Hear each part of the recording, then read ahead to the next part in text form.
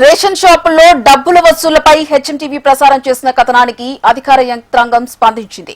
హైదరాబాద్ నాగోల్లో ఈ కేవైసీ పేరుతో డీలర్ డబ్బులు వసూలు చేస్తున్న విషయాన్ని హెచ్ఎంటీవీ జూలై 30న కథనం ప్రసారం చేసింది. హెచ్ఎంటీవీ కథనంతో వెలుగులోకి వచ్చిన వసూళ్ల వ్యవహారంపై అధికారులు చర్యలు తీసుకునేందుకు సిద్దమయ్యారు. ఏఎస్ఓ సంధ్య, టాస్క్ ఫోర్స్ సిఐ అంజన్ బాబు, అజయ్ బాబు నేతృత్వంలో రేషన్ షాప్ లో తనిఖీలు చేపట్టారు. ఈ కేవైసీ కోసం డీలర్ డబ్బులు వసూలు చేసినట్టు ప్రాథమికంగా గుర్తించారు.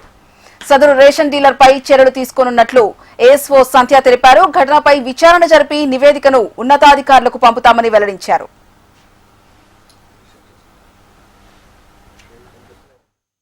Civil supply officer Uppal circle అండి.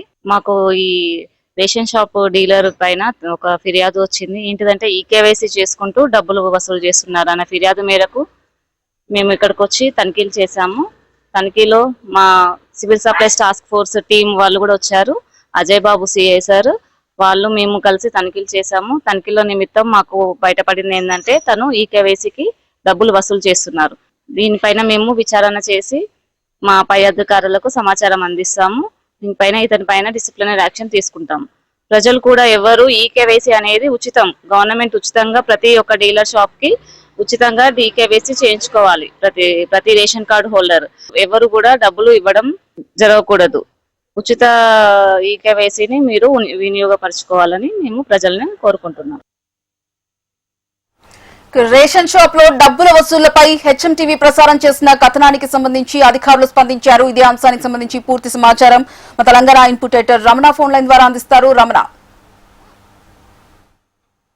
ఏదైతే రేషన్ కార్డులకి చేసుకోవాలని ప్రభుత్వం చెప్పిందో దానికి సంబంధించి రేషన్ దుకాణాల వెంట చాలా మంది రేషన్ దుకాణాలకు సంబంధించిన అధికారులు ఫీజు వస్తున్న పరిస్థితి చేశారు. అంటే కేవైసీ చేసుకోవడానికి చాలా పెద్ద మొత్తంలో రేషన్ దుకాణాలకు చేరుకుంటున్నారు. ఎందుకంటే ప్రతి సంక్షేమ పథకానికి రేషన్ కార్డు లింక్ ఉండడంతో అది ఖచ్చితంగా ఇంపార్టెంట్ గా మారింది.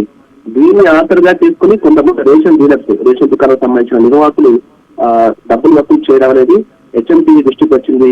దానికి సంబంధించిన వరుస కథనాలను హెచ్ఎంటీవీ ప్రసారం చేసింది. ముఖ్యంగా నాగోల్ జైపూర్ కానున్నటువంటి ఒక రేషన్ దుకాణం సంబంధించినటువంటి నిర్వాహకుడు కేవైసీ చేయడానికి ప్రతి ఒక్క రేషన్ కార్డుకి 100 రూపాయలు వసూలు చేస్తున్నారు. దానికి సంబంధించినటువంటి ఆధారాలతో మనం హెచ్ఎంటీవీ ఒక వార్తా కథనాన్ని ప్రసారం చేసింది. వారికి సంబంధించిన వివరాలతో ఆ వార్తా కథనం ప్రసారం చేయడంతో సివిల్ సప్లై అధికారులు స్పందించి సివిల్ సప్లై సంబంధించిన అధికారులకు సంబంధించిన టాస్క్ ఫోర్స్ టీం రేషన్ దుకాణానికి స్వయంగా వెళ్ళి అక్కడ తనిఖీలు చేయడంతో వారు నిజంగానే అక్కడ ఈ డబ్బులు వసూలు చేసినట్టుగా స్పష్టమైంది. దీంతో ఆ దుకాణానికి సంబంధించినటువంటి ఏదైతే కేవైసీ చేసినటువంటి ఆ మిషన్ ఉంటుందో ఆ మిషన్ ను సీజ్ చేశారు.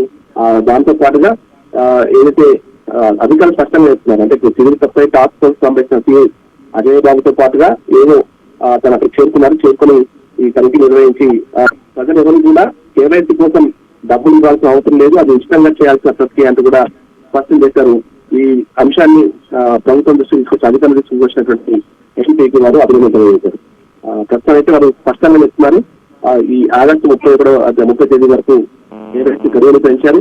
ఆ తర్వాత కేవైసీ డబ్బులు ఎక్కడ ఇవ్వాల్సిన అవసరం లేదు, అది ఉచితంగా చేయాల్సిన ప్రక్రియ అంటూ కూడా అధికారులు స్పష్టం చేస్తున్నారు. అయితే థ్యాంక్ యూ రమణ.